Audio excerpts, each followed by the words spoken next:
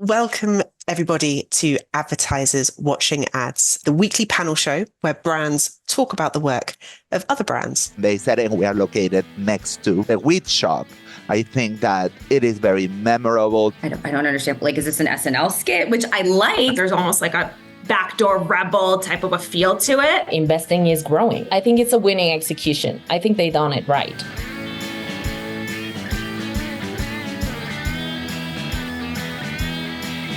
My name is Amy Wright, and I head up global strategy at Automated Creative. And we bring you this panel show in collaboration with our partners at Contagious.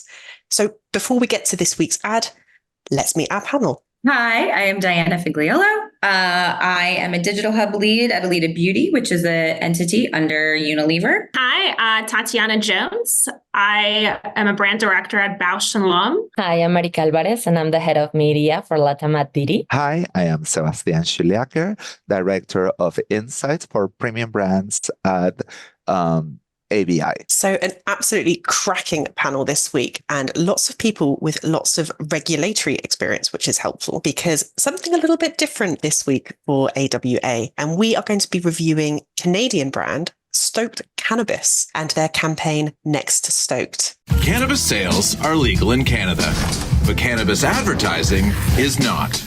So, we zigzagged the law by advertising neighboring businesses with covert callouts to a chain of Stok'd stores and their products. Introducing Next to Stoked, a legal-ish adult-targeted undercover campaign on the buzzkill media channels that prohibit cannabis product ads. First, we skirted Google's strict filters with high-quality pre-rolls to promote a neighboring business and Stoked. I got that heat, I got that fire. Looking for the dopest nails in town? Whether you're feeling a hit of something blazing or more of a chill vibe, we'd be happy to hook you up. Visit us at 2410 Kingston Road, right beside Stok'd Cannabis. Ready for your mind to go places you've never been? Is an altered state of mind the present? Or is it the future? Find high-quality inspiration here at Cliffside Village Books, next door to Stok'd Cannabis. Can a business like yours use a commercial wiring upgrade? I want to get a first thought and a first impression of what you thought of the campaign. After 3, we're all going to hold up ratings for the ads. 1, 2, 3. Oh, we got really mixed across the board. Okay. Love this.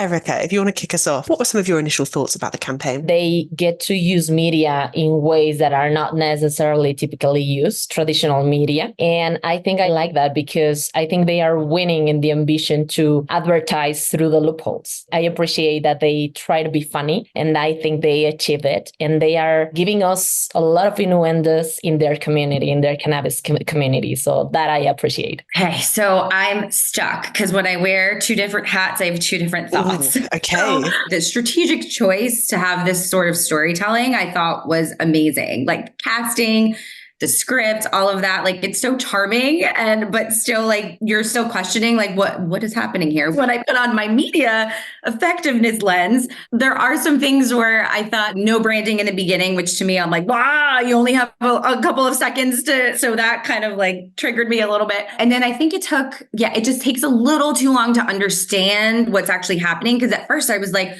I don't understand. Like, is this an SNL skit? Which I like. So like the creative storytelling I really liked, but then on the other side, would this be effective is where I'm struggling. There are certain roles where I'm like, oh, that kind of missed just a little bit. You know, from any ad copy, what I look for is, does it drive awareness? Does it drive branding? Does it drive breakthrough? And is there a purchase intent? So when you have an over 30-second piece of content and you're really, in most of them, you're not showing branding until the very end, to me, that's a fail. Now, maybe that's a fail that you can optimize and get to a really good spot because it is talking to their current audience. They're talking to their consumer, but are they gaining new consumers that might not know anything about Stok'd?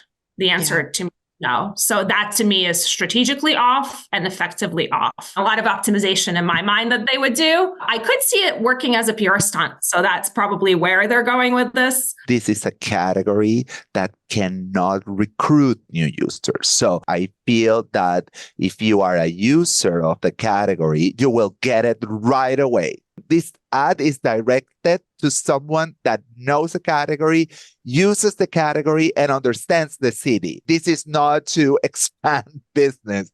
This is to create awareness among people that already use the category and understand the benefits of the category and uses that language to discover the category. And then it says, oh, and you can buy it here. The one question mark, and I don't know Canadian law, I am in the US. So if you're not allowed to advertise within a certain category, it doesn't matter if it's next door to Stok'd and you're showing the end card with Stok'd, you are advertising. So I had a question mark about that.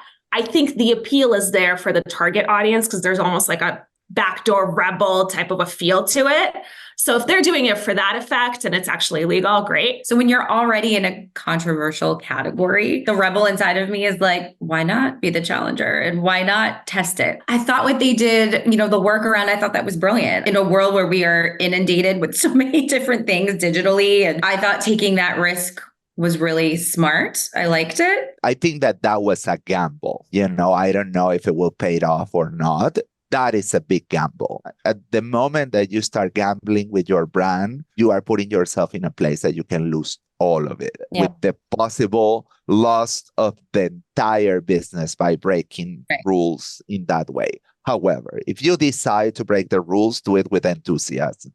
And I feel that they are doing it. What are your thoughts around this category and where to even position it? If you were kind of the marketer on this, how would you be thinking about this and how would you be approaching this? It's changing, right? It's evolving the perception of this is something that has been prohibited for the entire time of it. What I see is that they are setting a precedent in a category that it's new. Investing is growing. So let's talk about differentiation and memorability. So I think what they are doing with a super lean campaign, I think they are getting that. I think they are winning on the attentions economy. I think they are understanding the target. I think they are understanding the category. And I think they are being bold. They are presenting a personality. They are showing some witty. They are showing some smart and clever, right? So I think I would go bolder. I would definitely thought more thoroughly the effectiveness of the campaign and be part of a larger strategy. I think it's a winning execution. I think they done it right. It is seeming like they are hitting hard on your typical cannabis user with all of the things that connect to that user in the campaign. If you are trying to grow the category, then maybe you get your stay-at-home mom that's stressed at the end of the day. That is a different way of talking to a consumer. Hey, there's just a little bit of something to look forward to at the end of your day. Yeah, because actually for something very rebellious, it really plays into a lot of stereotypes about the category that I love this idea of actually maybe we need to challenge that target and that approach even more though. It has a long legs, so you can imagine more and more executions, fine tuning. And I feel that this could last for a long time. So I think that from a creative idea of saying, hey, this is the category, and they find ways of talking about the category. And they said, and we are located next to the weed shop.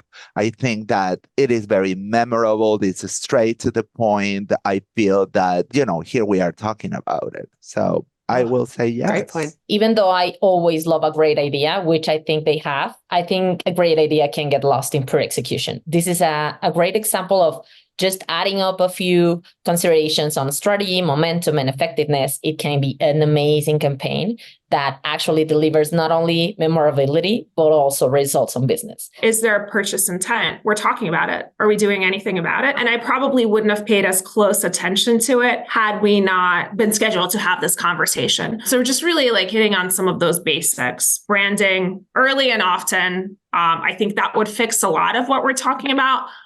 But then again, strategically, if you're not acquiring new customers, you're losing customers, period. Let's call a bit of a vote now. Would you have signed off on this campaign in its current form? 1, 2, 3. Oh dear, I could see the tension there. So thank you for everyone who's been taking part in this week's panel show. We'll be back next week with another episode. And we've been Advertisers Watching Ads, and thank you very much.